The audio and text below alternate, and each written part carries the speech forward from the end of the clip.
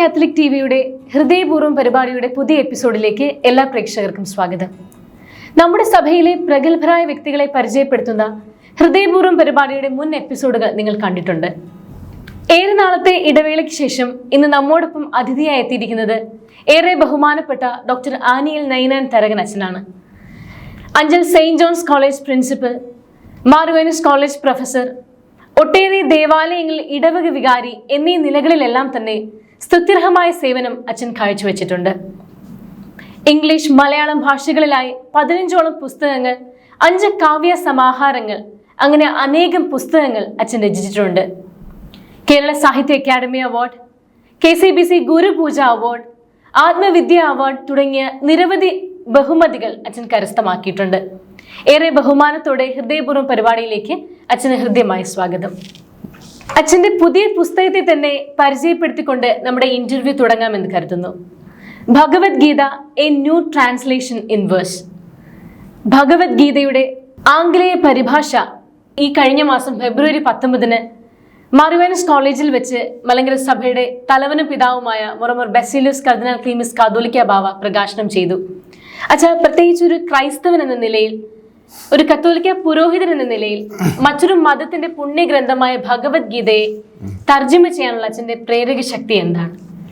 ഇപ്രകാരം ഒരു ചോദ്യം ഈ അടുത്ത കാലത്ത് ഉരുത്തിരിഞ്ഞു വരുന്നതായ ഒരു ചോദ്യമാണ്. 16-ാം നൂറ്റാണ്ടിന് മുമ്പായിരുന്നെങ്കിൽ ഇങ്ങനെ ഒരു ചോദ്യം ഉദിക്കുകയില്ല. കാരണം ക്രിസ്തുമതത്തിൻ്റെ ആരംഭം മുതൽ പ്രത്യേകിച്ച് 16-ാം നൂറ്റാണ്ട് വരെയുള്ള കാലഘട്ടത്തിൽ ക്രിസ്ത്യാനികളായ ആളുകൾ സംസ്കാരത്തിൽ ഹൈന്ദവരും വിശ്വാസത്തിൽ ക്രിസ്ത്യാനികളും ആരാധനക്രമത്തിൽ സുറിയാനിക്കാരുമായിരുന്നു. എന്തോ കാരണത്താൽ ആദ്യകാലം മുതൽ തന്നെ എന്നിൽ നമ്മുടെ സംസ്കാരവുമായി അലിഞ്ഞു ചേർന്ന് പോകാനുള്ളതായ ഒരു അഭിവാഞ്ച ഉണ്ടായിരുന്നുവെന്ന് ഞാൻ പലപ്പോഴും മനസ്സിലാക്കിയിട്ടുണ്ട്. അതുകൊണ്ടായിരിക്കണം 1983, 87 എന്നീ കാലഘട്ടത്തിൽ അമേരിക്കയിലെ നോത്രദാം യൂണിവേഴ്സിറ്റിയിൽ ഇംഗ്ലീഷിന് PhD ചെയ്യാനായി പോയപ്പോൾ PhDയുടെ ഏറ്റവും ഒടുവിലുള്ളതായ റിക്വയർമെൻറ്റ് പ്രബന്ധം എഴുതി സമർപ്പിക്കുക എന്നുള്ളത്. കേരളത്തിലെ പോലെ ഒരു പ്രബന്ധം മാത്രം എഴുതിയാൽ പോരാ, പിന്നെയോ ധാരാളം റിക്വയർമെൻറ്റ്സ് ഉണ്ട്. അതിൻ്റെ ഏറ്റവും ഒടുവിലുള്ളതായ റിക്വയർമെൻറ്റാണ് പ്രബന്ധം എഴുതുക എന്നുള്ളത്. അപ്പോൾ ഞാൻ തീരുമാനിച്ചു, നമ്മുടേതായ അല്ലെങ്കിൽ ഭാരതീയമായ എന്തെങ്കിലും എഴുതണം എന്നുള്ളതായിരുന്നു എൻ്റെ വലിയ ആഗ്രഹങ്ങളിലൊന്ന്. അക്കാരണത്താൽ ഭാരതത്തിലെ ഭഗവത്ഗീതയും 19-ാം നൂറ്റാണ്ടിലെ സാഹിത്യവും തമ്മിലുള്ളതായ അടുപ്പം, അല്ലെങ്കിൽ ഭഗവത്ഗീതയുടെ പൗരസ്ത്യ ചിന്തയുടെ 19-ാം നൂറ്റാണ്ടിലെ സാഹിത്യകാരന്മേലുള്ളതായ സ്വാധീനത പഠിക്കാനുള്ളതായ വലിയ ശ്രമമായിരുന്നു. 19-ാം നൂറ്റാണ്ടിൻ്റെ 2ാം ഘട്ടത്തിന് നമ്മൾ പറയുന്നത് വിക്ടോറിയൻ പീരീഡ് എന്നാണ്. ഈ വിക്ടോറിയൻ പീരീഡിൽ ആരും കടന്നു ചെന്ന് പൗരസ്ത്യ ചിന്തയുടെ, പ്രത്യേകിച്ച് ഭാരതീയ ചിന്തയുടെ സ്വാധീനതയെക്കുറിച്ച് പഠിച്ചിരുന്നില്ല. ആദ്യമായി പഠിച്ചത് ഞാനാണ്. 19-ാം നൂറ്റാണ്ടിലെ ഏറ്റവും അറിയപ്പെട്ട കവിയായിരുന്ന മാത്യു ആർണോൾഡ് എന്ന് പറയുന്ന കവിയുടെ പുസ്തകങ്ങളിൽ, അദ്ദേഹത്തിൻ്റെ കവിതകളിൽ ഭഗവത്ഗീതയുടെ സ്വാധീനതയുണ്ട് എന്ന് എഴുതി തെളിയിച്ച ഒരു ഗ്രന്ഥമാണ് ഞാൻ നോട്ടർഡാം യൂണിവേഴ്സിറ്റിയിൽ സമർപ്പിച്ചത്. കഴിഞ്ഞ 25 വർഷമായിട്ട് യാതൊരു റിവിഷനും ഇല്ലാതെ അവരെ അക്സെപ്റ്റ് ചെയ്തതായ ഒരു പ്രബന്ധമാണത്. സാധാരണ ഇംഗ്ലീഷിൽ PhD എടുക്കുന്നതിന് വളരെ വർഷക്കാലത്തെ യജ്ഞം ആവശ്യമായിരിക്കുന്നത് ഒരു കാലഘട്ടത്തിൽ വെറും 4 വർഷം കൊണ്ട്, 4 അക്കാഡമിക് ഇയർ കൊണ്ട് എൻ്റെ പഠനം പൂർത്തിയാക്കി ഞാൻ തിരിച്ചു പോയിരുന്നു. അന്ന് തുടങ്ങിയതായ ഒരു ഗീതയോടുള്ളതായ ഒരു വലിയ അടുപ്പമാണ് ഇന്ന് ഈ രീതിയിലുള്ളതായ ഒരു പുസ്തകം തയ്യാറാക്കി പ്രസിദ്ധീകരിക്കാനായിട്ട് എന്നെ പ്രേരിപ്പിച്ചത്. ഞാൻ എന്നെ തന്നെ നിർവചിച്ചിട്ടുണ്ട്, സംസ്കാരത്തിൽ ഹൈന്ദവനും വിശ്വാസത്തിൽ ക്രിസ്ത്യാനിയും ആരാധനാക്രമത്തിൽ സുറിയാനിക്കാരനുമാണ് ഞാനെന്ന്. നോക്കൂ, ഈ അടുത്ത കാലത്ത് ടൈംസ് ഓഫ് ഇന്ത്യയിൽ ഒരു ലേഖനം വന്നു. ചേതക് എന്ന് പറയുന്ന നോവലിസ്റ്റ് എഴുതിയതായ ഒരു ലേഖനമാണ്. അദ്ദേഹം ഇംഗ്ലീഷ് പറയുന്ന കുറച്ച് ആളുകളെ നിശിതമായി വിമർശിച്ചുകൊണ്ട് എഴുതിയ ഒരു ലേഖനമാണ്. അദ്ദേഹം പറയുന്നു, ഇംഗ്ലീഷ് പറയുന്ന കുറച്ച് ആളുകൾ ഇന്ത്യയിലുണ്ട്. അവർ ഇംഗ്ലീഷ് പറയുന്നു എന്നുള്ളതല്ല അദ്ദേഹത്തിൻ്റെ പ്രശ്നം. പിന്നെയോ അവർ ഭാരതീയ സംസ്കാരത്തിനെതിരായും നമ്മുടെ ആചാരക്രമങ്ങൾക്കെതിരായും ജീവിക്കുന്ന ഒരു തരം സമൂഹത്തിൽ നിന്നും വ്യതിരിക്തമായ ഒരു സ്പ്ലിൻറ്റർ ഗ്രൂപ്പായിട്ടാണ് അവരെ കാണുന്നത്. ഞാൻ ഇംഗ്ലീഷ് പഠിപ്പിക്കുന്നു, ഇംഗ്ലീഷിൽ കവിത എഴുതുന്നു, എന്നാൽ തികച്ചും ഭാരതീയമായ ഒരു ജീവിത ശൈലിയിൽ നിന്നുകൊണ്ടാണ് അതൊക്കെ ചെയ്യുന്നത്. നമുക്ക് ഏത് സംസ്കാരത്തെ ഉൾക്കൊള്ളാൻ കഴിയും, എന്നാൽ നമ്മുടേതായ ഒരു സംസ്കാരം ഒരിക്കലും കളഞ്ഞു പിടിക്കാനായിട്ട് നമ്മൾ ശ്രമിക്കരുത്. അതുകൊണ്ടാണ് അനേക വർഷങ്ങളിലായിട്ട് വിദേശ രാജ്യങ്ങളിൽ പഠിപ്പിക്കുകയും പൂനെയിലാണ് ഞാൻ പഠിച്ചത്. 15ാമത്തെ വയസ്സിൽ ഇവിടുന്ന് പോയതാണ്. പൂനെ 25ാമത്തെ വയസ്സ് വരെ അവിടെ ഉണ്ടായിരുന്നു. അത് കഴിഞ്ഞ് ഇംഗ്ലീഷ് ലിറ്ററേച്ചർ യൂണിവേഴ്സിറ്റി പഠിപ്പിച്ചു, മർവാനീസ് കോളേജിൽ പഠിപ്പിച്ചു, അഞ്ചൽ കോളേജിൽ പഠിപ്പിച്ചു. അത് കഴിഞ്ഞ് വെസ്റ്റേൺ കൺട്രീസിലെ ഏറ്റവും പ്രസിദ്ധമായ കത്തോലിക്ക യൂണിവേഴ്സിറ്റി എന്ന് പറയുന്ന നോത്രദാം യൂണിവേഴ്സിറ്റിയിൽ പോയി പഠിച്ചു. ഈ പഠനങ്ങളൊന്നും എൻ്റെ സംസ്കാരത്തെയോ എൻ്റെ ഭാരതീയമായ ജീവിതശൈലിയെയോ മലങ്കരക്കാരൻ എന്നുള്ളതായ ജീവിത ക്രമീകരണത്തെയോ ബാധിച്ചിട്ടില്ല. അത് ബാധിച്ചു തുടങ്ങുമ്പോൾ ഒരുത്തിന് അധപ്പതിക്കാനായിട്ട് തുടങ്ങും. അതുകൊണ്ട് നമ്മുടെ സംസ്കാരം നമ്മൾ കാത്തു സൂക്ഷിക്കുന്നത് ഏറ്റവും ആവശ്യമായ ഒന്നാണ്. ആ ഒരു സാഹചര്യത്തിലാണ് ഈ പുസ്തകം, ഈ രീതിയിലുള്ളതായ പുസ്തകം തയ്യാറാക്കിയത്. ഇതിൻ്റെ ഇൻട്രൊഡക്ഷൻ 100-ൽ പരം പേജുണ്ട്. കവിതകൾ 18 ചാപ്റ്റേഴ്സും ഇംഗ്ലീഷിൽ കവിതയാക്കിയിരിക്കുകയാണ്. അത് വളരെ ടൈറ്റായിട്ടുള്ള ഇംഗ്ലീഷ് ലൈൻസ്. കഴിഞ്ഞ 50 വർഷമായിട്ട് ഇംഗ്ലീഷ് കവിത എഴുതുന്നു. ഇത് നോട്ടർഡാം യൂണിവേഴ്സിറ്റി പ്രസിദ്ധീകരിച്ച പുസ്തകമാണ്, ഇംഗ്ലീഷ് കവിതയാണ്. സിസ്റ്റർ അൽഫോൻസായുടെ ജീവിതം ഇംഗ്ലീഷ് കവിതയിലാക്കിയ വേറൊരു പുസ്തകമാണ്. ഇതിന് ആത്മവിദ്യ അവാർഡ് ലഭിക്കുകയുണ്ടായി. നമുക്ക് ഇംഗ്ലീഷ് പഠിക്കുകയും ഒക്കെ ചെയ്യുന്നത് നല്ലതാണ്. ഞാൻ സംസ്കൃതം പഠിക്കുകയുണ്ടായി ഈ അടുത്ത കാലത്ത്. സംസ്കൃതം പഠിച്ചാണ് ഇത് തർജ്ജമ ചെയ്തത്. നമ്മുടെ ആചാരക്രമങ്ങളിലും നമ്മുടെ ആരാധനാക്രമത്തിലും നമ്മുടെ സംസ്കാരത്തിലും ഉറച്ചു നിന്നുകൊണ്ട് വേണം നമ്മൾ മുന്നോട്ട് പോകാൻ. ഓക്കെ അച്ഛാ, പൗരോഹിത്യ ജീവിതവും പൗരോഹിത്യ ജീവിതത്തിലേക്കുള്ള ദൈവവിളിയും അച്ഛൻ്റെ മറ്റ് മേഖലകളിലുള്ള കഴിവിനെ, അതായത് ഒരു അധ്യാപകൻ എന്ന നിലയിലും ഒരു സാഹിത്യകാരൻ എന്ന നിലയിലും എങ്ങനെയൊക്കെ സഹായിച്ചിട്ടുണ്ട്? ഇംഗ്ലീഷ് ഭാഷയിലെ ഏറ്റവും വലിയ സാഹിത്യകാരന്മാരിൽ ഒരാളായിരുന്നു ഹോപ്കിൻസ് എന്ന് പറയുന്ന വ്യക്തി. അദ്ദേഹത്തിൻ്റെ പൂർണ്ണ പേര് ജെറാർഡ് മാൻലി ഹോപ്കിൻസ് എന്നാണ്. അദ്ദേഹം ജീവിച്ചിരുന്നത് 19ാം നൂറ്റാണ്ടിലാണ്. അദ്ദേഹമായിരുന്നു ആ കാലഘട്ടത്തിലെ ഏറ്റവും വലിയ കവി എന്നാണ് പലരും പറയുന്നത്. അദ്ദേഹം ഒരു വൈദികനായിരുന്നു. He was a priest. അതുപോലെ തന്നെ 16ാം നൂറ്റാണ്ടിൽ ജീവിച്ചിരുന്ന saint John of the Cross, അദ്ദേഹം ഒരു കവിയായിരുന്നു, വൈദികനായിരുന്നു. നമ്മുടെ കിഴക്കൻ സഭകളിലെ ആദ്യകാല പിതാക്കന്മാരെല്ലാം തന്നെ, മാർ എഫ്രൈം, അതുപോലെ തന്നെ ഒത്തിരി പിതാക്കന്മാർ, അവരെല്ലാം തന്നെ ജീവിതത്തെ സൗന്ദര്യത്തിൻ്റെ പശ്ചാത്തലത്തിൽ വീക്ഷിച്ചിരുന്നതായ ആളുകളാണ്. നിങ്ങൾ കേട്ടിട്ടുണ്ടോ ഫിലോക്കാലിയ എന്ന ഒരു പദം? ആത്മീയ ജീവിതത്തിന് ഉപയോഗിക്കുന്നതായ ഒരു പദമാണ് ഗ്രീക്ക് ഭാഷയിൽ. ഫിലോക്കാലിയ എന്ന പദത്തിൻ്റെ അർത്ഥം എന്താണെന്നറിയാമോ? Love of beauty. ആത്മീയ ജീവിതത്തിന് വേണ്ടി ആദ്യകാലത്തിലെ കിഴക്കൻ സഭകളിലുള്ളതായ പിതാക്കന്മാർ ഉപയോഗിച്ചതായ പദമാണ് ഫിലോക്കാലിയ, ലവ് ഓഫ് ബ്യൂട്ടി. സൗന്ദര്യവും ആത്മീയ ജീവിതവും ഒന്നിച്ചു കൊണ്ടുപോയ പിതാക്കന്മാരായിരുന്നു അവരെല്ലാവരും തന്നെ. അതുകൊണ്ടാണ് നമ്മുടെ കുർബാനയിലെ അതിൻ്റെ ആരാധനക്രമത്തിലെ ഭംഗി എന്ന് പറയുന്ന കാവ്യാത്മകമായ ഭംഗിയാണ്.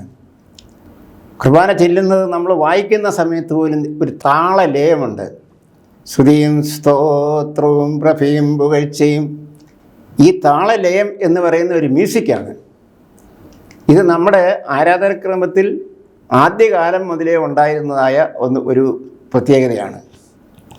ഞാൻ ബോംബെയിലൊരു പള്ളിയിൽ മലങ്കര ആ സഭയിലുള്ളതായ കല്യാണം നടത്താൻ പോയി. ആ കല്യാണ സമയത്ത് ക്ലീലാപ്പീതേ എന്ന് പറയുന്നതായ ആ ഗീതം, ക്ലീലാപ്പീതേ ദ് മോറാൻ, അത് കേൾപ്പിച്ചതായ സമയത്ത് എൻ്റെ കൂടെ നമ്മുടെ ചെറുപ്പക്കാരായ ആളുകളുണ്ടായിരുന്നു, സിസ്റ്റേഴ്സ് ഉണ്ടായിരുന്നു. അത് മനോഹരമായി പാടിക്കഴിഞ്ഞപ്പോൾ ആ കല്യാണത്തിന് വന്ന മൂവിയിൽ പാടുന്ന പാട്ടുകാർ ചോദിച്ചു, ഈ മ്യൂസിക് എവിടെ നിന്നാണെന്ന് ചോദിച്ചു. അതുപോലെ ഭംഗിയുള്ളതാണ് നമ്മുടെ ആരാധനാക്രമത്തിലെ പാട്ടും അതിൻ്റെ താളലയങ്ങളും എല്ലാം. ആയതുകൊണ്ട് ഒരു വൈദികനായിരിക്കുന്നത് ഒരു സാഹിത്യകാരനായിരിക്കാൻ എളുപ്പം ഒക്കുന്ന ഒരു സംഗതിയാണ്. എന്തോ കാരണത്താൽ 17-18 നൂറ്റാണ്ടിന് ശേഷം അത് പാടെ നിന്നുപോയ ഒരു പ്രത്യേകതയാണ് നമ്മൾ കേരളത്തിൽ കാണുന്നത്. അക്കാരണത്താൽ ആർട്ടിസ്റ്റിക് വേൾഡ് മുഴുവൻ മറ്റുള്ളവർ കൈക്കലാക്കുകയും നമ്മളെ ഏതെല്ലാം രീതിയിൽ ആക്രമിക്കാവോ ആ രീതിയിലെല്ലാം ആക്രമിക്കുകയും ചെയ്യുന്നതായ ഒരു പ്രത്യേകതയാണ് നമ്മൾ ഈ കാലഘട്ടത്തിൽ കാണുന്നത്. അത് ശരിയല്ല. ഞാൻ ഇംഗ്ലീഷ് സാഹിത്യം പഠിപ്പിച്ചതാണ്. ഡ്രാമയുടെ ഉത്ഭവം പഠിപ്പിക്കുന്നതായ സമയത്ത് ഇംഗ്ലീഷ് ഡ്രാമ മുഴുവൻ തുടങ്ങിയത് പള്ളിക്കുള്ളിലാണ്. ലിറ്റർജിക്കൽ സൈക്കിൾസ്, അതായത് ആരാധനാക്രമത്തിൻ്റെ ഓരോ പ്രത്യേകതയും നാടകമാക്കിയാണ്, അവരെ അഭിനയിച്ചാണ് അന്നുണ്ടായിരുന്ന ആളുകളെ പഠിപ്പിച്ചത്. കെം ക്വരത്തിസ് ഹൂം ഡു യു സീക്ക് ഒരു നാടകത്തിൻ്റെ പേരാണ്. അതായത് മേരി മാഗ്ഡലിനെ യേശുതമ്പുരാൻ പ്രത്യക്ഷപ്പെട്ടുകൊണ്ട് അവളോട് ചോദിച്ചതായ ഭാഗമാണ്, നീ ആരെയാണ് അന്വേഷിക്കുന്നത്? വേദപുസ്തകത്തിലെ ഏറ്റവും മനോഹരമായ ഒരു എപ്പിസോഡാണ്. അത് നാടകമാക്കിക്കൊണ്ടാണ് ആദ്യകാലങ്ങളിൽ സഭാപിതാക്കന്മാർ ജനങ്ങളെ പഠിപ്പിച്ചിരുന്നത്. അതിൻ്റെ കാരണം അന്ന് ട്രൈബൽ വേൾഡായിരുന്നു, ആളുകൾക്ക് വലിയ വിദ്യാഭ്യാസമൊന്നുമില്ലായിരുന്നു. ആയതുകൊണ്ട് എല്ലാ പള്ളികളിലും അടുത്ത് നാടകവേദികളുണ്ടായിരുന്നു. കേരളത്തിലെ അമ്പലങ്ങളിലെല്ലാം നൃത്ത സഭ എന്ന് പറയുന്ന ഒരു പ്രത്യേക ഹൗസ് ഉണ്ടായിരുന്നു.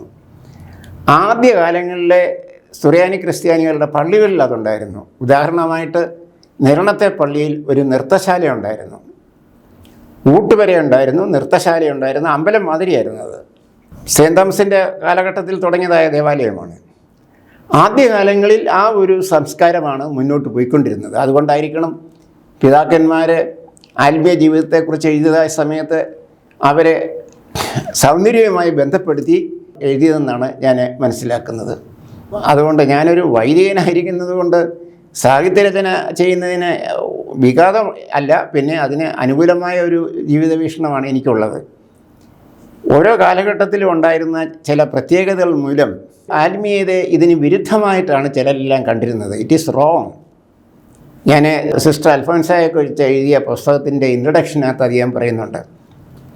സിസ്റ്റർ അൽഫോൻസായെക്കുറിച്ച് 10 പുസ്തകങ്ങളെങ്കിലും കേരളത്തിൽ മലയാളത്തിൽ എഴുതിയിട്ടുണ്ട്.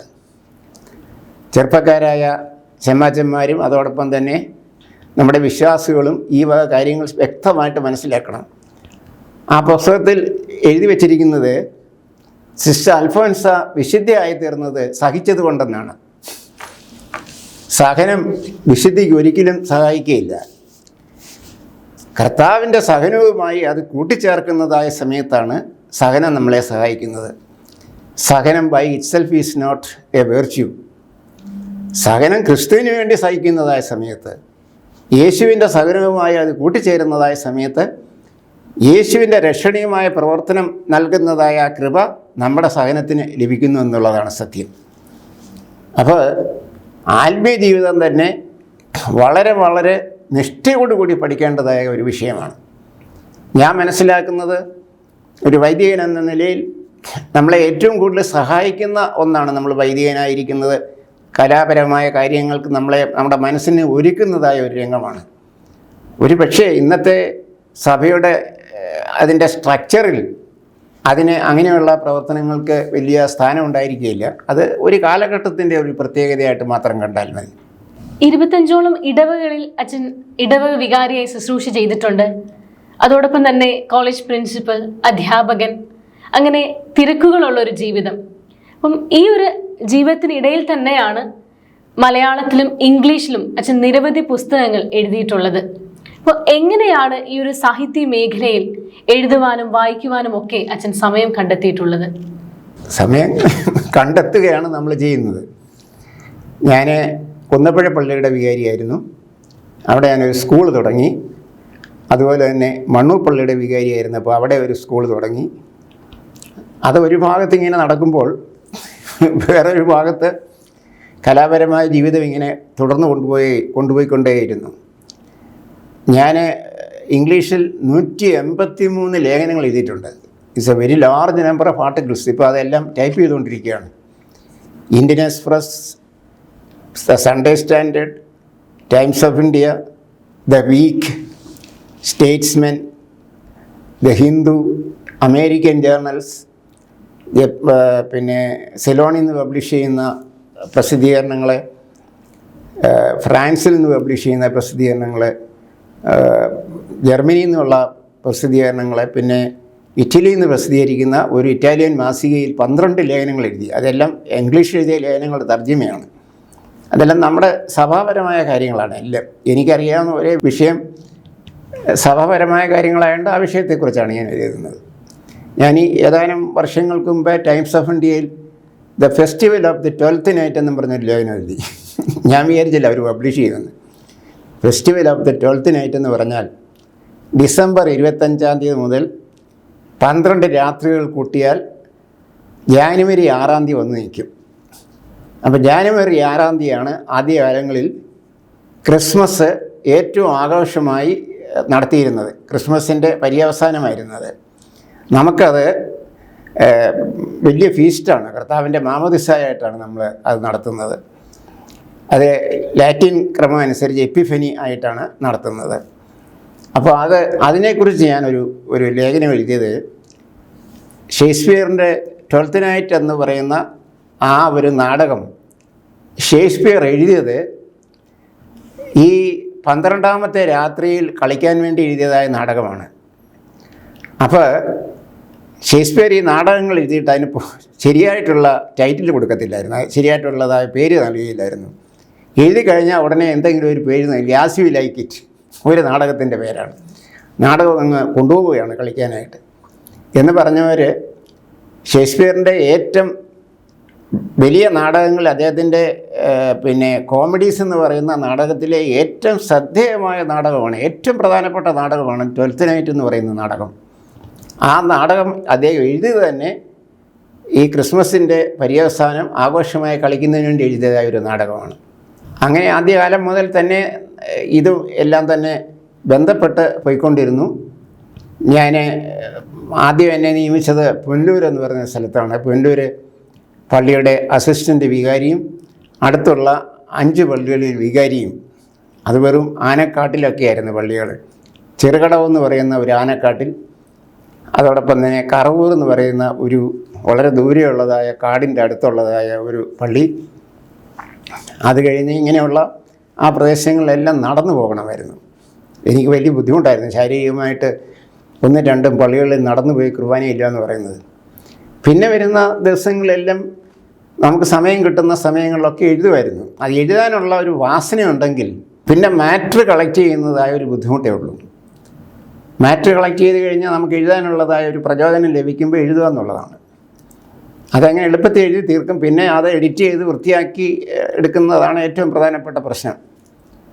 കവിത എഴുതുന്നതും അങ്ങനെ തന്നെയാണ്. ഞാൻ സെമിനാരി വെച്ച് തന്നെ ഇംഗ്ലീഷ് കവിത എഴുതുമായിരുന്നു. ഇംഗ്ലീഷ് കവിത എഴുതാൻ ഇംഗ്ലീഷിനോടുള്ള താല്പര്യം കൊണ്ടല്ല, മലയാളത്തിൽ എഴുതാനുള്ള സാഹചര്യമില്ലായിരുന്നു അവിടെ. അതുകൊണ്ടാണ് മലയാളത്തിൽ എഴുതാൻ ഇംഗ്ലീഷ് മാത്രം സംസാരിക്കുന്ന ഒരു സ്ഥലത്ത് ജീവിക്കുന്ന ഒരു കാലഘട്ടത്തിൽ മലയാളത്തിൽ പ്രത്യേകിച്ച് ഒരു പരിശീലനമോ പഠനമോ ഇല്ലായിരുന്നതുകൊണ്ട് സ്കൂളിൽ സുറിയാനിയാണ് ഞാൻ പഠിച്ചത്. കറ്റാനത്തെ സ്കൂളിൽ ഞങ്ങൾക്ക് അന്ന് മലയാളത്തിന് പകരം സുറിയാനി ഉണ്ടായിരുന്നു. അതുകൊണ്ട് സുറിയാനി ഭാഷ പഠിച്ചു. മലയാളം പിന്നീട് ഞാൻ തന്നെത്താൻ പഠിക്കുകയാണ് ചെയ്തത്. അപ്പോൾ അന്നേരം പൂനായി പഠിക്കാൻ പോയപ്പോൾ അവിടെ ഇംഗ്ലീഷ് ഭാഷ ആണ് ഉപയോഗിച്ചുകൊണ്ടിരുന്നത്. വായിക്കുന്ന പുസ്തകങ്ങളെല്ലാം ഇംഗ്ലീഷിലായിരുന്നു. പിന്നെ ലാറ്റിൻ നിലവിൽ അറിയായിരുന്നു. അപ്പോൾ ലാറ്റിൻ അറിയാമായിരുന്നുകൊണ്ട് ഇംഗ്ലീഷ് പഠിക്കാൻ എളുപ്പമായിരുന്നു. അപ്പം ഞാൻ ഇംഗ്ലീഷിൽ എഴുതി. ഇംഗ്ലീഷ് എഴുതിയത് ആ ഇംഗ്ലീഷിൽ എഴുതിയതിനകത്ത് ഇംഗ്ലീഷിൻ്റെ കവിതകൾക്കകത്തുള്ളതായ സെൻസിബിലിറ്റി എന്ന് പറയുന്നത് ഭാരതീയമായ സെൻസിബിലിറ്റി അല്ല. എൻ്റെ കവിതകൾ ഇംഗ്ലീഷിലാണ്, എന്നാൽ they are not English poems. ഇത് ക്വസ്റ്റ് ബൈ ദ റിവർ എന്ന് പറയുന്നതായ ഒരു പോയമാണ്, ഒരു വൺ ലോങ് പോയം, 400 ലൈൻസ്. അപ്പോൾ ഈ കവിതയ്ക്കകത്ത് ഞാനിത് നോട്ട്ഡാം യൂണിവേഴ്സിറ്റി വെച്ച് ഞാൻ വായിച്ചിട്ടുണ്ട് ഈ കവിത. അതോടൊപ്പം തന്നെ നോട്ട്ഡാമിൽ നിന്ന് സ്റ്റുഡൻസ് കൊച്ചി വന്നപ്പോൾ, ഇന്ത്യൻ കാര്യങ്ങൾ പഠിക്കാൻ വന്നപ്പോൾ എന്നെ പഠിപ്പിക്കാൻ വിളിച്ച് ഞാൻ നേരം ഈ പുസ്തകം പഠിപ്പിച്ചു. അപ്പോൾ അവിടെ ഉണ്ടായിരുന്ന ഒരു വിദ്യാർത്ഥി എന്നോട് ചോദിച്ചു, ഇതിൻ്റെ സ്ട്രക്ചർ ഇന്ത്യനാണോ എന്ന് ചോദിച്ചു. എല്ലാം തന്നെ ഇന്ത്യനാണ്, കാരണം ഭാഷ മാത്രം നമ്മൾ ഇംഗ്ലീഷ് ഉപയോഗിക്കുന്നതേ ഉള്ളൂ. ഇതിൻ്റെ സെൻസിബിലിറ്റി, ഒരു കവിതയ്ക്കകത്ത് വരുന്ന പ്രധാനപ്പെട്ട അതിൻ്റെ അനുഭവങ്ങളെന്ന് പറയുന്നത് മുഴുവൻ തന്നെ ഭാരതീയമാണ്.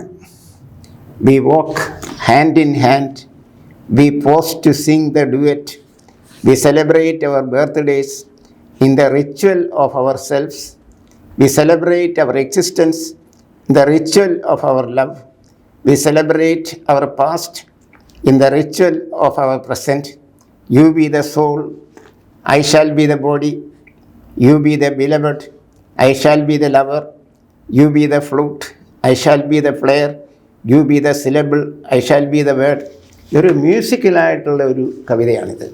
വേറെ ഒരു ലൈൻ കേട്ടോ, be my ishtadevata and clothe me with your spirit, touch my heart and complete me with 1,000 graces of years. This is an Indian poem. Indian poem written in English. English പോയമായിട്ട് ഇതിനെ എടുക്കാനായിട്ട് ഞാൻ താല്പര്യമില്ല. ഇത് ഇംഗ്ലീഷ് പോയമാണ്, ഇംഗ്ലീഷിലാണ് എഴുതിയിരിക്കുന്നത്. But ഇംഗ്ലീഷിൽ എഴുതിയ ഇന്ത്യൻ പോയം ആയിട്ടാണ് ഇതിനെ ഞാൻ കാണുന്നത്. അതുപോലെ തന്നെ ഭഗവത്ഗീത എന്ന് പറയുന്നത് ഓരോ ലൈനും എഴുതിയതായ സമയത്ത് ഭഗവത്ഗീത ശരിയായിട്ട് പഠിച്ചു.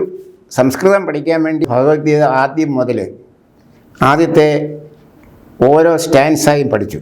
അതിൻ്റെ അർത്ഥം, കോഞ്ചുഗേഷന്, അതോടൊപ്പം തന്നെ നൗണാണെങ്കിൽ അതിൻ്റെ ഡിക്ലൻഷന്, ഇതെല്ലാം പഠിച്ചതിന് ശേഷം ഈ ലൈനിൽ എന്തുവാണ് ഉദ്ദേശിക്കപ്പെട്ടിരിക്കുന്നത് എന്ന് അറിഞ്ഞു കഴിഞ്ഞപ്പോൾ ഞാൻ ഓരോ ദിവസവും അത് ഇംഗ്ലീഷിലേക്ക് കവിതയാക്കുമായിരുന്നു. അങ്ങനെ ദീർഘമായ ഈ ഗ്രന്ഥം 18 ചാപ്റ്റേഴ്സ് ഇംഗ്ലീഷിലേക്ക് കവിതയാക്കി. പിന്നെ അത് എഡിറ്റ് ചെയ്ത് വൃത്തിയാക്കുക എന്ന് പറയുന്നത് വളരെ ദുഷ്കരമായ ഒരു ജോലിയാണ്. Line by line, word by word, syllable by syllable recheck ചെയ്തേ ഒക്കെ ഉള്ളൂ. അങ്ങനെ എഴുതിയതായ ഒരു പുസ്തകമാണിത്. ഇതിൻ്റെ ഓരോ ലൈനും, അതായത് ഇംഗ്ലീഷ് നമ്മൾ പറയുമല്ലോ ടൈറ്റൻ എ ലൈൻ എന്ന് വെച്ചാൽ അത് ഒന്നും ഹാങ് ചെയ്ത് കിടക്കാതെ വളരെ ടൈറ്റായിട്ട് കമ്പാക്റ്റായിട്ട് എഴുതുന്നതായ ലൈൻസ്, അങ്ങനെ എഴുതിയിരിക്കുന്നതായ കവിതയാണിത്. അല്ലാതെ ചുമ്മാ അങ്ങ് എഴുതിയിട്ട് കൊണ്ടുപോയി പബ്ലിഷ് ചെയ്തു എന്ന് പറയുന്ന രീതിയിലുള്ളതായ ഒരു വർക്കല്ലിത്. റിട്ടൺ ഞാനവിടെ നോട്ട്ഡാമിൽ ഇംഗ്ലീഷ് കവിത എഴുതുന്നതിനെക്കുറിച്ചുള്ള ഒരു കോഴ്സ് എടുത്തിരുന്നു, അഡ്വാൻസ്ഡ് പോയട്രി റൈറ്റിംഗ് കോഴ്സ്. ആ കോഴ്സിൽ അവർക്കാർക്കും നമ്മളെ കവികളാക്കാൻ സാധിക്കുകയില്ല. കവിത എഴുതാനുള്ളതായ പ്രചോദനം അവർക്കാർക്കും നമ്മുടെ മനസ്സിൻ്റെ ഉള്ളിലേക്ക് കുത്തിവെക്കാനായിട്ട് സാധിക്കുകയില്ല. എന്നാൽ കവിത എഴുതുമ്പോൾ എഴുത്തുകാരൻ ശ്രദ്ധിക്കേണ്ടതായ സങ്കേതങ്ങളെക്കുറിച്ചുള്ളതായ അറിവ് അവർ പറഞ്ഞു തരാൻ സാധിക്കും, അവരെ പഠിപ്പിച്ചുകൊണ്ടേയിരിക്കും. ആ അറിവ് നമുക്ക് പിൽക്കാലങ്ങളിൽ അത് എഡിറ്റ് ചെയ്യുന്ന സമയത്ത് നമ്മളെ സഹായിക്കും. കവിത എഴുതുന്നതായ സമയത്ത് നമ്മളിലുള്ളതായ നൈസർഗികമായ വാസന ഓരോ ലൈൻ ബൈ ലൈനായിട്ട് എഴുതിക്കൊണ്ടിരിക്കുന്ന, അവസാനം അത് എഴുതി ഭംഗിയാക്കാനുള്ളതായ ശ്രമത്തിൽ ഈ കോഴ്സസ് നമ്മളെ സഹായിക്കും. വായനയിലൂടെയാണ് അച്ഛൻ നമ്മൾ മറ്റ് മേഖലകളിലേക്ക് എത്തിപ്പെടുന്നത്. അത് അധ്യാപനമാകട്ടെ, നിരൂപണമാകട്ടെ, സാഹിത്യ രചനകളാകട്ടെ, അങ്ങനെയെല്ലാം തന്നെ. പ്രത്യേകിച്ച് ഇന്നത്തെ കാലഘട്ടം ഒരു ഓൺലൈൻ യുഗമാണ്. വായനയെല്ലാം അന്യം നിന്ന് പോയിക്കൊണ്ടിരിക്കുന്ന ഒരു കാലഘട്ടമാണ്.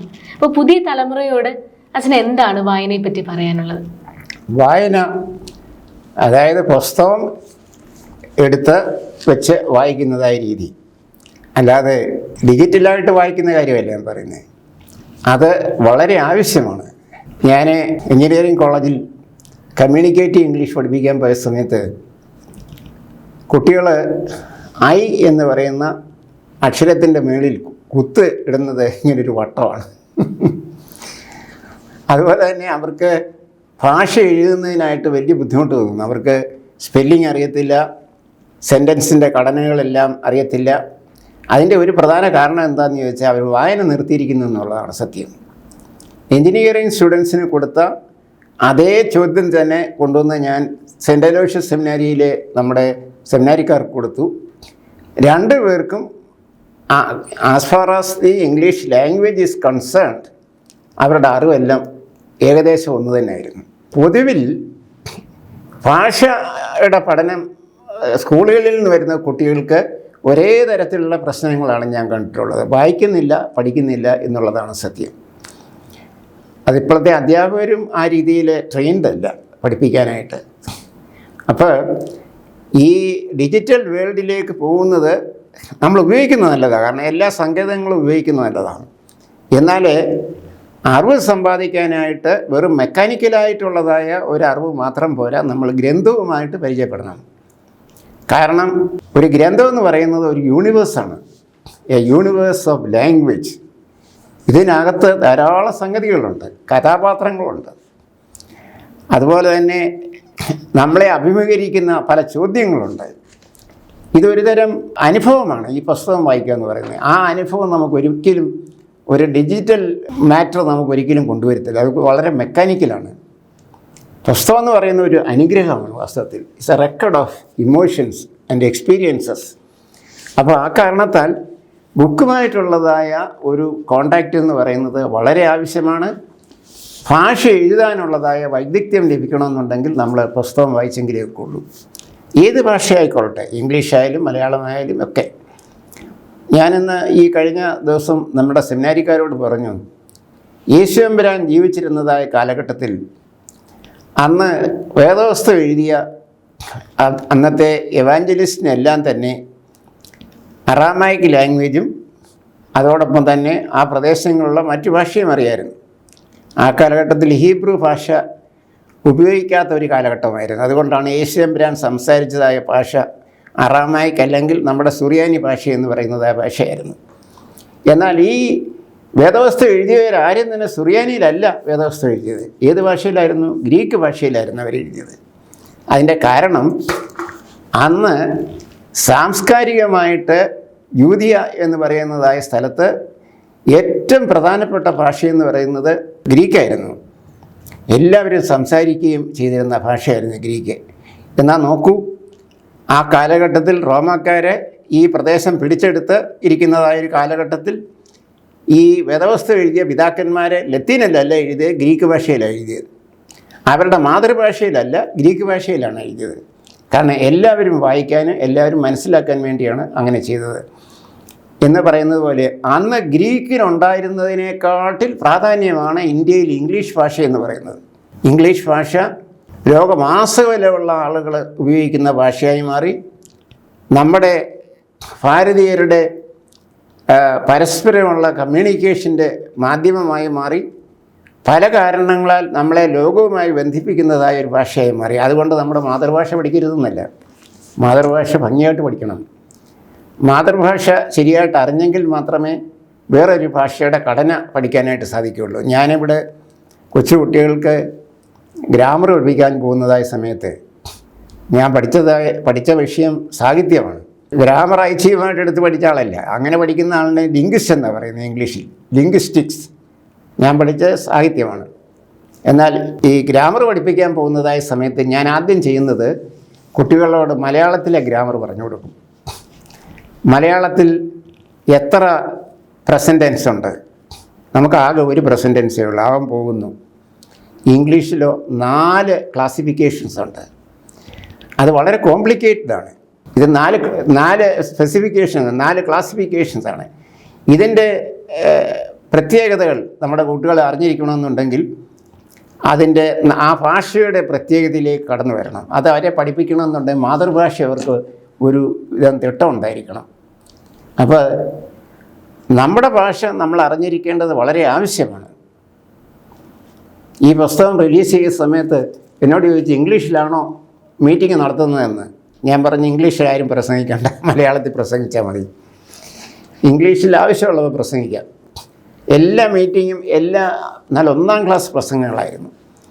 അവിടെ വന്ന വലിയ വലിയ ആളുകളെല്ലാം പ്രസംഗിച്ചത് മലയാളത്തിലായിരുന്നു. അവിടെ പിതാവിൻ്റെ പ്രസംഗം വളരെ മനോഹരമായിരുന്നു. വളരെ ശ്രദ്ധേയമായ ആശയമാണ് നമ്മുടെ ബാബ തിരുമേനിയുടെ പ്രസംഗത്തിൽ കണ്ടത്.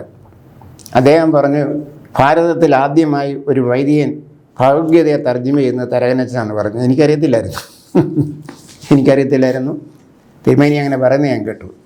നമ്മൾ ചെയ്യുന്നതായ നല്ല കാര്യങ്ങൾ ബാഹ്യലോകത്തിൽ അറിയപ്പെടേണ്ടത് ആവശ്യമാണ്. അത് വിശ്വാസത്തിൻ്റെ ആവിഷ്കരണത്തിൻ്റെ ഭാഗമായിട്ട് നമ്മളതിനെ മനസ്സിലാക്കി മറ്റുള്ളവർക്ക് നൽകാനായിട്ട് ശ്രമിക്കണം. അച്ഛൻ ഏത് സാഹിത്യ രൂപത്തോടാണ് അച്ഛന് കൂടുതൽ താല്പര്യം തോന്നിയിട്ടുള്ളത്? അതോടൊപ്പം തന്നെ അച്ഛനെ സ്വാധീനിച്ച എഴുത്തുകാരൻ ആരാണെന്നൊന്ന് പറയാമോ? ഞാൻ എഴുതുന്ന ഒരു സാഹിത്യ ഷോണർ, അതായത് ഒരു രൂപം കവിതയാണ്. കവിതയും പ്രോസുമാണ് ഞാൻ എഴുതിയിട്ടുള്ളത്. പ്രോസ് എഴുതുമ്പോഴും അതിനകത്തിൽ കവിത ഉണ്ടായിരിക്കും.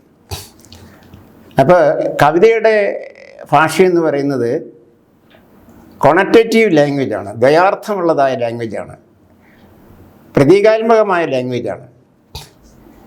എന്നാൽ ശാസ്ത്രീയമായ ലാംഗ്വേജ് എന്ന് പറയുന്നത് അതിൽ ദ്വയാർത്ഥങ്ങളോ ഒന്നുമില്ല, പ്ലെയിനായിട്ടുള്ള ലാംഗ്വേജാണ്. കവിതയുടെ ഏറ്റവും പ്രധാനപ്പെട്ട ഭാഗമെന്ന് പറയുന്നത് റിഥമാണ്. ആ റിഥം ഇന്നത്തെ കവിതയിൽ we weave it symbolically into the structure of the poem. ഞാൻ നോട്ടർഡാം യൂണിവേഴ്സിറ്റിയിൽ കാവ്യരചനയുടെ ഒരു അഡ്വാൻസ്ഡ് കോഴ്സ് എടുത്തപ്പോൾ ഇതുപോലുള്ള ഒരു കൺവെൻഷണൽ സൊസൈറ്റിയിൽ നിന്ന് ഞാൻ ചെന്നതുകൊണ്ട് ഞാൻ എഴുതിയ ആദ്യത്തെ ലൈൻസ് വളരെ വികാരപരമായിട്ട് ഇങ്ങനെ ഒഴുകുന്ന ലൈൻസായിരുന്നു. അപ്പോൾ എൻ്റെ പ്രൊഫസർ പറഞ്ഞു, ഇങ്ങനെ എഴുതരുതെന്ന് പറഞ്ഞു. അപ്പോൾ ഞാൻ ചോദിച്ചു, വൈ സർ? അപ്പോൾ അദ്ദേഹം പറഞ്ഞു, ഇത് 19-ാം നൂറ്റാണ്ടിലെ ആളുകൾ 100 വർഷങ്ങൾക്ക് മുമ്പ് എഴുതിയ ആളുകൾ ഇങ്ങനെ എഴുതിയിരുന്നെന്ന് പറഞ്ഞു. ഞാൻ ചോദിച്ചു, sir how do you write then? അപ്പോൾ എന്നോട് പറഞ്ഞു, വികാരങ്ങളെ ഒരിക്കലും മാനിഫെസ്റ്റായിട്ട് കവിതയെ കാണിക്കാൻ പാടില്ല. ഞാൻ അന്നേരം അദ്ദേഹത്തോട് ചോദിച്ചു, how do you then express emotions? Emotions are expressed symbolically and woven into the very structure of the poem. അത് വായിക്കുമ്പോൾ അതൊരിക്കലും അങ്ങനെ ചെയ്യുന്നുവെന്ന് പോലും മറ്റുള്ളവർക്ക് തോന്നാൻ പാടില്ല. ആ രീതിയിലാണ് നമ്മൾ കവിത, ഇംഗ്ലീഷ് കവിതയുടെ ഒരു വലിയ ഹൈലി ടെക്നിക്കലാണ് ഇപ്പോഴത്തെ ഇംഗ്ലീഷ് കവിതകൾ എന്ന് പറയുന്നത്. അതിൻ്റെ പ്രത്യേകതകൾ ഈ കവിത കാണാം. കാരണം ഇത് എഴുതിയതിന് ശേഷം ദിവസങ്ങളും മാസങ്ങളും വർഷങ്ങളും ഇതിൻ്റെ മുകളിൽ പണിഞ്ഞിട്ടുണ്ട് ഞാൻ. പതുക്കെ ഓരോ ലൈൻ ബൈ ലൈനായിട്ട് ഇത് എഴുതുകയും വെട്ടിത്തിരുത്തുകയും അതിൻ്റെ സ്ട്രക്ചർ ശരിയാണോ എന്ന് നോക്കുകയൊക്കെ ചെയ്യുമായിരുന്നു. അപ്പോൾ നിങ്ങൾ അറിഞ്ഞിരിക്കേണ്ട ഒരു പ്രധാന പോയിൻ്റ് എന്ന് പറയുന്നത്, സർഗാത്മകമായ രചനയിൽ എപ്പോഴും നമ്മൾ എഴുതുന്നതായ കാര്യങ്ങൾക്ക് പ്രതീകാത്മകതയുണ്ട് എന്ന് നമ്മൾ മനസ്സിലാക്കണം. നമ്മൾ എഴുതുന്ന ഒരു രചന അതിനെ നമ്മൾ കാണുന്ന ഒരു സ്ട്രക്ചർ അല്ലാതെ തന്നെ പ്രതീകാത്മകമായ ഒരു സ്ട്രക്ചറും അതിനുണ്ട്. The imagistic structure, symbolic structure. ഞാൻ എഴുതിയ എല്ലാം കവിതകളാണ് എഴുതിയത്. എനിക്കതാണ് എളുപ്പം എഴുതാൻ ഒക്കുന്നത്. പിന്നെ എഴുതിയ ഒത്തിരി ഇതുപോലുള്ള എസ്സേസ് ഉണ്ട്. ഇതെല്ലാം 100 പേജുള്ള ലോങ് എസ്സേ അബൌട്ട് ഭഗവത്ഗീത. ഇന്ന് പാശ്ചാത്യ ലോകത്തെ യൂണിവേഴ്സിറ്റികളിൽ ഭഗവത്ഗീതയെ എങ്ങനെയാണ് അവിടെയുള്ള ആളുകൾ വീക്ഷിക്കുന്നതെന്നും ആ ഭഗവത്ഗീതയിൽ ഉള്ള ചില സാങ്കേതികമായ പ്രശ്നങ്ങളെക്കുറിച്ചുള്ളതായ ചർച്ച മുഴുവൻ ഇതിനകത്ത് കിട്ടും. അപ്പോൾ പിൽക്കാലങ്ങളിൽ നിങ്ങളിത് പഠിക്കാൻ പോകുന്നുണ്ടെങ്കിൽ ഈ പുസ്തകം ഈസ് ദ ബെസ്റ്റ് ബുക്ക്. കാരണം ഇതിനകത്ത് കൊടുത്തിരിക്കുന്നതായ ആശയങ്ങളെന്ന് പറയുന്നത് ഭാരതീയരുടെ ഇടയിൽ ശങ്കരാചാര്യരുടെ വ്യാഖ്യാനം മാത്രമേ ഇവിടെയുള്ള ആളുകൾ പറയുന്നുള്ളൂ. ശങ്കരാചാര്യരുടെ വ്യാഖ്യാനം എന്ന് വിദേശ രാജ്യങ്ങളിൽ അവർ സ്വീകരിക്കുന്നില്ല. അത് പഠിക്കുന്നുണ്ട്. കാരണം അത് ഒരു കാലഘട്ടത്തിൽ വളരെ വളരെ പ്രാധാന്യത്തോടു കൂടി മനസ്സിലാക്കിയ ഒരു വ്യാഖ്യാനമായിരുന്നു. എന്നാൽ അതിൽ നിന്ന് അതീതമായിട്ട് ഭഗവത്ഗീത ഇന്ന് കാണുന്ന ആളുകളാണ് നമ്മൾ കാണുന്നത്. ശ്രീ ശങ്കരാചാര്യർ അദ്ദേഹത്തിൻ്റെ മോണിസം, ഏകത്വം, അത് ആവിഷ്കരിക്കുന്നതിന് വേണ്ടി ഭഗവത്ഗീതയെ ഉപയോഗിച്ച് അദ്ദേഹം എഴുതിയ വ്യാഖ്യാനത്തെ പൂർണ്ണമായിട്ട് ഇന്ന് വിദേശ രാജ്യങ്ങളിലുള്ള ആളുകൾ സ്വീകരിക്കുന്നില്ല. അതുകൊണ്ട് അദ്ദേഹത്തിൻ്റെ പ്രാധാന്യം കുറച്ച് കാണിക്കുന്നു എന്നല്ല അതിൻ്റെ അർത്ഥം. അത് വലിയ മഹാനായ വലിയ പണ്ഡിതനായിരുന്നു ശ്രീ ശങ്കരാചാര്യർ. അപ്പോൾ ഇന്ന് ഭഗവത്ഗീതയെ ഏതെല്ലാം രീതിയിൽ പഠിക്കുന്നു, മനസ്സിലാക്കുന്നു, എന്തെല്ലാമാണ് പ്രശ്നങ്ങൾ എന്ന് അറിയണമെന്നുണ്ട് ഈ എസ്സേ വായിച്ചാൽ മതി. അതോടൊപ്പം തന്നെ ഭഗവത്ഗീത തർജ്ജമ ചെയ്യുമ്പോൾ ഉണ്ടാകുന്ന ചില പ്രശ്നങ്ങൾ, അതിനെക്കുറിച്ച് രസം ഞാൻ ഇതിനകത്ത് എഴുതിയിട്ടുണ്ട്. On translating the Bhagavad Gita. Bhagavad Gita translate ചെയ്യുമ്പോൾ ഒരു വ്യക്തി അറിഞ്ഞിരിക്കേണ്ട സങ്കേതങ്ങൾ എന്തൊക്കെയാണ്? ഒരു ഉദാഹരണമായിട്ട് ഗീതയിൽ ആത്മൻ എന്ന പദം ഉപയോഗിക്കുന്നുണ്ട്. പല പാശ്ചാത്യരും അതിനെ ഇംഗ്ലീഷിൽ എഴുതുന്ന സോൾ എന്നാണ്. It's wrong. സോളല്ല. ശരീരവും ആത്മാവും വളരെ എക്സ്റ്റേണലായിട്ടുള്ള ഒരു യാഥാർത്ഥ്യമാണ്. ആത്മൻ എന്ന് പറയുന്നത് ആന്തരികമായ ഇതിൻ്റെ എല്ലാ അടിത്തട്ടിൽ കിടക്കുന്ന വിശുദ്ധ പൗലോസ്ലീഹ ഉപയോഗിക്കുന്ന ഇൻഡ്വെല്ലിംഗ് സ്പിരിറ്റ് എന്ന് വല്ലതൊക്കെ പറയാവുന്ന ഒരു ആത്യന്തികമായ യാഥാർത്ഥ്യമാണ്. Atman is ultimate reality. ഹൈന്ദവ ചിന്തയിൽ ദേവൻ അല്ലെങ്കിൽ ദൈവം എന്ന ഒരു സങ്കല്പത്തിന് വലിയ അർത്ഥമില്ല. ആത്യന്തികമായ യാഥാർത്ഥ്യമാണ് ഏറ്റവും അവസാനത്തത്. അങ്ങനെയുള്ള ആത്യന്തികമായ യാഥാർത്ഥ്യമാണ് ആത്മൻ അല്ലെങ്കിൽ ബ്രഹ്മനും ആത്മനും ഒന്നാകുന്നു എന്ന് പഠിപ്പിക്കുന്നതായ ഭഗവത്ഗീത. സോ അങ്ങനെയുള്ള ഒരു വളരെ വളരെ ശ്രദ്ധേയമായ രീതിയിൽ എഴുതിയുണ്ടാക്കിയതായ ഒരു പുസ്തകമാണിത്. എൻ്റെ ഒരു ആകെക്കൂടെയുള്ള ഒരു മനസ്സിൻ്റെ ഒരു പ്രയാസം, ഇത്രയും മനോഹരമായൊരു പുസ്തകം വെളിയിൽ വന്നിട്ടും ഇതിനൊരു പ്രാധാന്യം കിട്ടുന്നില്ലല്ലോ എന്നുള്ളതാണ്. ഒരുപക്ഷെ ഞാൻ മരിച്ചതിന് ശേഷമായിരിക്കും പ്രാധാന്യം കിട്ടാൻ പോകുന്നത്. ഈ പുസ്തകത്തിൻ്റെ മാനുസ്ക്രിപ്റ്റ് ഡൽഹിയിലൊരു പബ്ലിഷിംഗ് കമ്പനിയിൽ ഇരിക്കുകയായിരുന്നു. അവർ കഴിഞ്ഞ 3 വർഷമായിട്ട് അവിടെ വെച്ചേക്കുമായിരുന്നു. അപ്പം ഞാൻ പറഞ്ഞു തിരിച്ച് തന്നേച്ചാൽ മതി, കാരണം അവർ പബ്ലിഷ് ചെയ്യുന്നില്ല. ഞാൻ ഗ്രോയിങ് ഓൾഡർ 80 വയസ്സായി എനിക്ക്. അപ്പോൾ ഞാനിഞ്ഞ് വാങ്ങിച്ചിവിടെ നമ്മുടെ കാർമലൈറ്റ്സിൻ്റെ ഒരു പബ്ലിഷിംഗ് കമ്പനിയുണ്ട്, കാർമൽ ഇൻ്റർനാഷണൽ പബ്ലിഷിംഗ് ഹൗസ്. അവരെ കൊണ്ട് പ്രസിദ്ധീകരിക്കുക ഇത്. എന്നെ സ്വാധീനിച്ച എഴുത്തുകാരെന്ന് പറയുന്നത്, ഈ ചോദ്യം എന്നോട് പലരും ചോദിച്ചിട്ടുള്ളതായ ഒരു ചോദ്യമാണ്. എന്നെ സ്വാധീനിച്ച എഴുത്തുകാരെന്ന് പറയുന്നത് ഇംഗ്ലീഷ് സാഹിത്യത്തിലാരും തന്നെയില്ല, കേരളത്തിലാരും തന്നെയില്ല. എന്നെ സ്വാധീനിച്ച എഴുത്തുകാരെന്ന് പറയുന്നത് ആദ്യം മുതലേ ഞാൻ പഠിച്ച മേഖലകളിൽ എന്നെ സ്വാധീനിച്ച ചിന്തകരാണ്. ഉദാഹരണമായിട്ട് Saint John of the Cross എന്ന് പറയുന്ന ഒരു സ്പാനിഷ് മിസ്റ്റിക്, അദ്ദേഹത്തിൻ്റെ സ്വാധീനത ഉണ്ടായിരുന്നു ആദ്യകാലം മുതൽ. ഞാൻ ചെറുപ്പമായിരുന്ന സമയത്ത് പൂന സെമിനാരിയിൽ അദ്ദേഹത്തിൻ്റെ കവിതകൾ മാത്രമേ അവിടെ ഉണ്ടായിരുന്നുള്ളൂ. അതെടുത്ത് വെച്ച് വായിക്കുമായിരുന്നു. അങ്ങനെയുള്ള ഈ ക്രിസ്ത്യൻ മിസ്റ്റിക്സാണ് ഞാൻ കൂടുതലായിട്ട് വായിച്ചത്. അല്ലാതെ പിന്നെ ബ്ലേക്കിൻ്റെ കവിതകൾ ഞാൻ വായിക്കുമായിരുന്നു. ബ്ലേക്കിൻ്റെ കവിത എനിക്കിഷ്ടമായിരുന്നു, യേറ്റ്സിൻ്റെ കവിത എനിക്കിഷ്ടമായിരുന്നു. ബട്ട് അവരുടെ സ്വാധീനതയൊക്കെ വളരെ കുറവാണ് എൻ്റെ മേൽ. എന്നെ സ്വാധീനിച്ച ആരാന്ന് എനിക്ക് തന്നെ അറിയില്ല. അച്ഛൻ്റെ വിലപ്പെട്ട സമയം നമ്മോടൊപ്പം ആയിരുന്നുകൊണ്ട് അച്ഛൻ്റെ ജീവിതത്തിലെ അനുഭവങ്ങളും ആശയങ്ങളും ഒക്കെ തന്നെ പങ്കുവച്ചു. മലങ്കര കാത്തലിക് ടിവിയുടെ ഹൃദയം നിറഞ്ഞ നന്ദി അച്ഛനെ രേഖപ്പെടുത്തുന്നു. അച്ഛൻ്റെ അക്ഷരങ്ങളിലൂടെയും വാക്കുകളിലൂടെയും എഴുത്തുകളിലൂടെയും അനേകം മനസ്സുകളെ സ്വാധീനിക്കുവാൻ അച്ഛന് സാധിക്കട്ടെ എന്ന് ആശംസിക്കുന്നു. നിങ്ങൾക്ക് നന്ദിയുണ്ട്. എല്ലാവിധമായ ഭാവുകങ്ങളും നേരുന്നു. വളർന്ന് വലിയ ഒരു ചാനലായിട്ട് മാറട്ടെ എന്ന് ഞാൻ പ്രത്യേകിച്ച് ആശംസിക്കുന്നു, പ്രാർത്ഥിക്കുന്നു. നന്ദി.